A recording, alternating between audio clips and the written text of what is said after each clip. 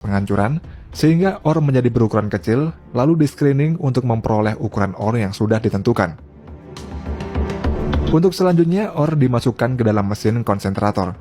Di dalam mesin ini, ore dihancurkan lagi sampai ore berukuran halus, lalu dicampur dengan air sehingga menjadi konsentrat. Kemudian konsentrat masuk dalam proses flotation, yakni proses pemisahan nikel dengan mineral lainnya melalui pengapungan pada suatu wadah khusus. Setelah itu konsentrat dikeringkan dengan mesin rotary dry pada suhu yang telah ditentukan. Pengeringan atau drying ini merupakan proses untuk mengurangi kandungan kelembapan pada konsentrat hingga mencapai 20-15%. Setelah pengeringan, konsentrat masuk ke dalam proses refining atau pemurnian. Pada proses ini dapat dilakukan dua metode, yaitu metode yang berbasis air atau disebut juga dengan hidrometalurgi, kemudian metode yang berbasis api atau disebut juga dengan pyrometalurgi. Untuk hidrometalurgi adalah metode yang mana dalam prosesnya melibatkan reaksi-reaksi kimia dalam larutan berair. Teknologi hidromet ini memiliki kelebihan dibanding metode pyrometalurgi, yakni dalam prosesnya tidak menghasilkan emisi udara karena hanya menggunakan bahan-bahan kimia tertentu saja.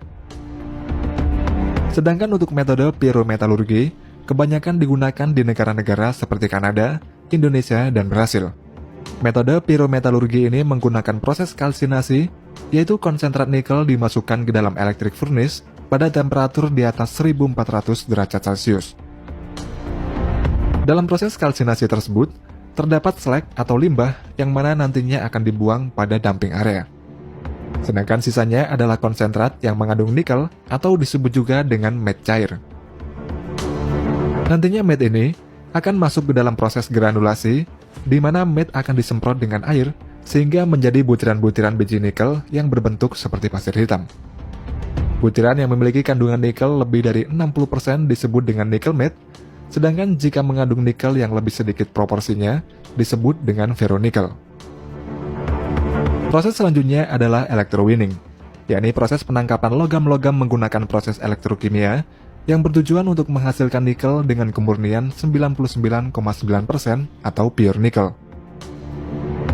Dalam proses electrowinning ini, plat aluminium akan berperan sebagai katoda dan plat lainnya berperan sebagai anoda, yang kemudian dimasukkan ke dalam wadah khusus yang terdapat butiran-butiran biji nikel yang sudah diberi campuran kimia khusus. Setelah itu plat-plat tersebut akan diangkat, dan nikel-nikel ini akan berbentuk menjadi nikel murni, lalu nikel tersebut dipotong-potong sesuai dengan ukuran yang telah ditentukan. Nikel-nikel yang sudah dipotong tersebut kemudian nantinya akan dijual ke konsumen di seluruh dunia, dan selanjutnya akan digunakan sebagai bahan baku untuk berbagai macam produk.